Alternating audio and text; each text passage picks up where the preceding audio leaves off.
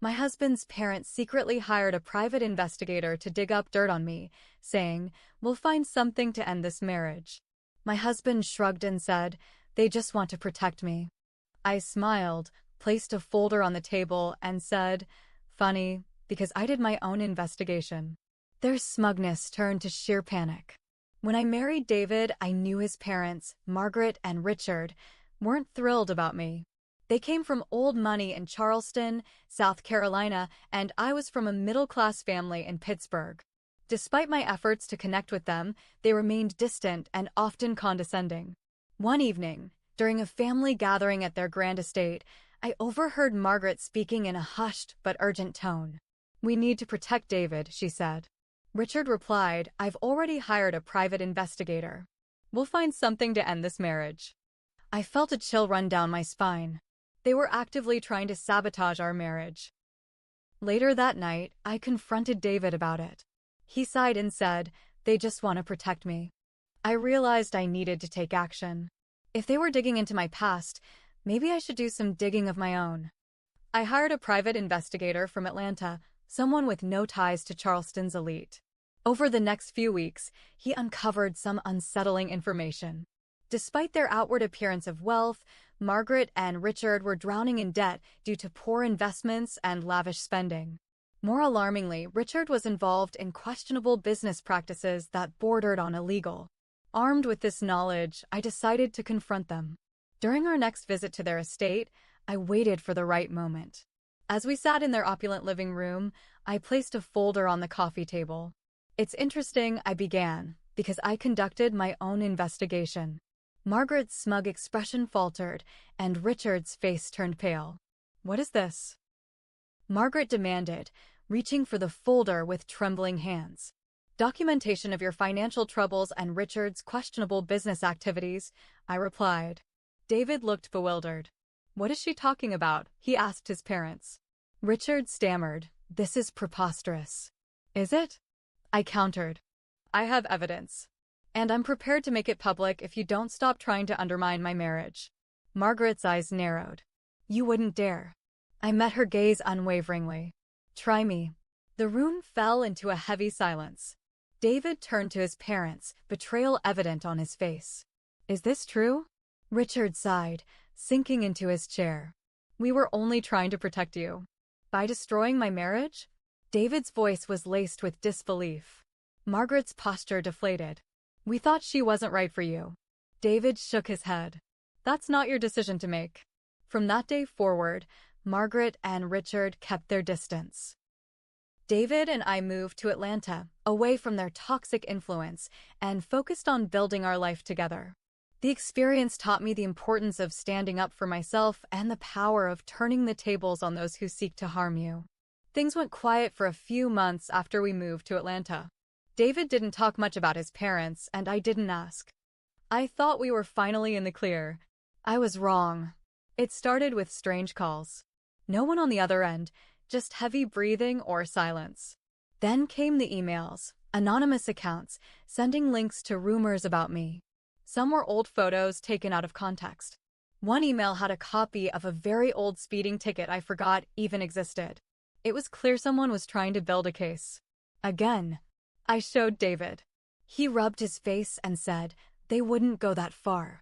They wouldn't stalk you." I just stared at him. "I'll talk to them," he added. But I knew that wouldn't help. His loyalty to them ran deep, no matter what they did. I hired my investigator again. This time, I told him to go deeper, not just into Margaret and Richard, but anyone they might be using. It didn't take long. The anonymous emails were traced back to a small law office in Charleston. One of Richard's old college friends worked there. They were trying to dig up enough on me to file some sort of suit, anything that might scare me or shake me loose from their son. What they didn't know is, I grew up in a family where secrets didn't stay buried. I was raised by a single dad who worked construction and taught me to read people better than any book could. So I started digging too, not just with investigators, but myself. Margaret had a sister, Deborah. Estranged. No one ever talked about her. I found her living quietly in Savannah, Georgia. I visited her. She opened the door, looked me up and down, and said, "You're her daughter-in-law, aren't you?" I nodded. She let me in without another word. We talked for 3 hours. She spilled everything. Margaret and Richard, she said, weren't always the power couple. They married fast and out of scandal. Richard got another woman pregnant in college. Margaret's family covered it up, paid the woman off. I sat frozen. They told everyone it was false. That she was trying to trap him, Deborah said. But there's a child out there. He'd be in his early 30s now. Your husband has a half-brother. I left Savannah with more than just a name. I had photos, letters, and the contact of the woman Richard left behind. The storm wasn't over. It had just changed direction. I didn't know what I'd do with the info yet, but I knew I had a weapon. And this time, I wasn't playing defense. I kept everything Deborah gave me in a locked drawer. I didn't tell David. Not yet. I needed time to figure out what this meant. About his parents. About our marriage. About the half-brother he never knew existed.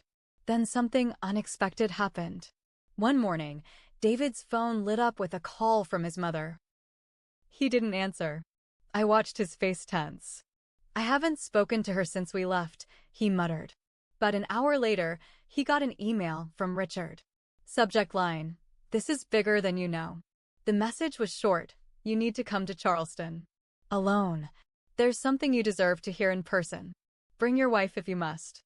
I didn't trust it. At all. But I also knew people like Margaret and Richard didn't rattle easily. If Richard was calling a truce, it was because something had him scared. We agreed to go, but I set some rules. 1 night only, no staying at their house, and I'd keep my copy of everything Deborah gave me with me at all times. We rented a car and stayed at a small inn just outside of town. The next day, we met them at their house. The minute we walked into the sitting room, I noticed something different. Margaret wasn't smug. She looked tired. "Hello." Richard got right to it. "No hello. No pleasantries. We know you've been digging," he said to me. "So you probably already know." David looked confused. "Know what?" "About your half-brother," I said quietly, watching their eyes widen. David blinked hard. "What the hell are you talking about?" Margaret stood. "We were going to tell you. Eventually. Like you told me about hiring a PI on my wife," he shot back. Richard ran a hand through his hair, clearly unraveling. He reached out. "Last week. We thought it was a scam. But he knew things. Personal things. He has a birth certificate. Photos. He wants to meet you, David." The air in the room felt thick. David was shaking. "Why now?" "Because he's dying," Margaret whispered. "Cancer. Stage 4. He doesn't want money. He just wants to know his brother before it's too late." David sat down like someone knocked the wind out of him. I sat beside him but stayed quiet. This wasn't my moment. Not yet. Later that night, in the car, David finally asked, "You knew, didn't you?"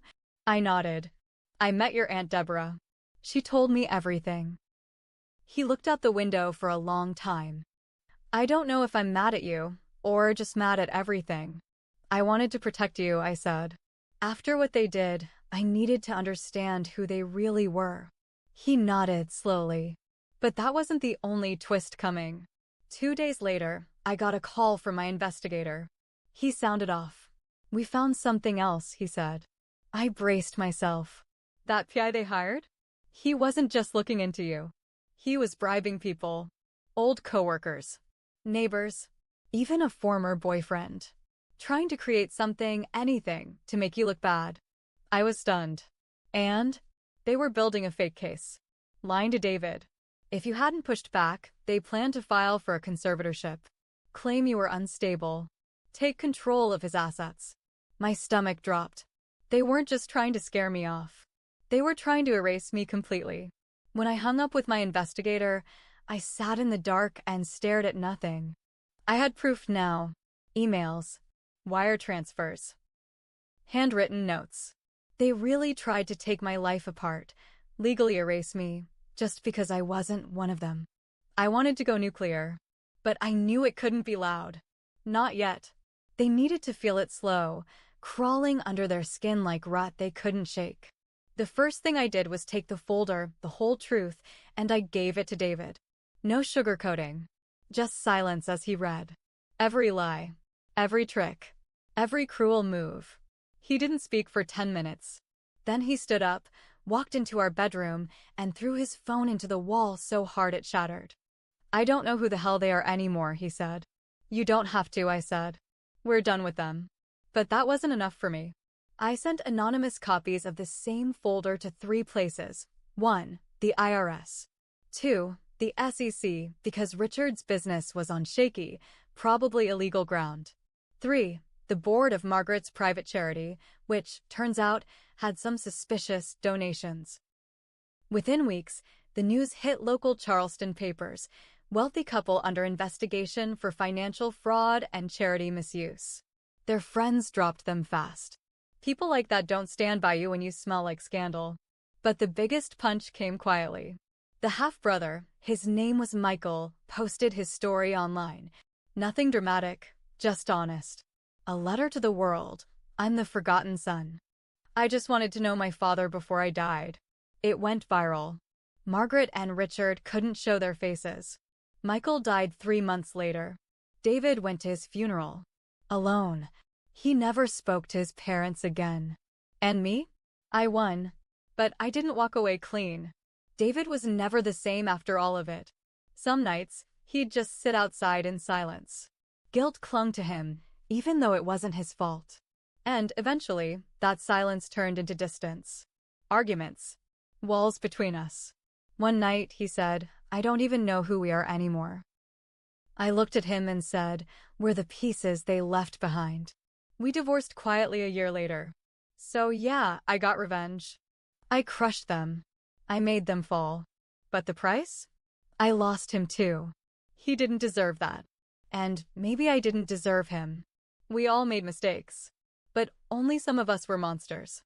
And I made sure those ones burned.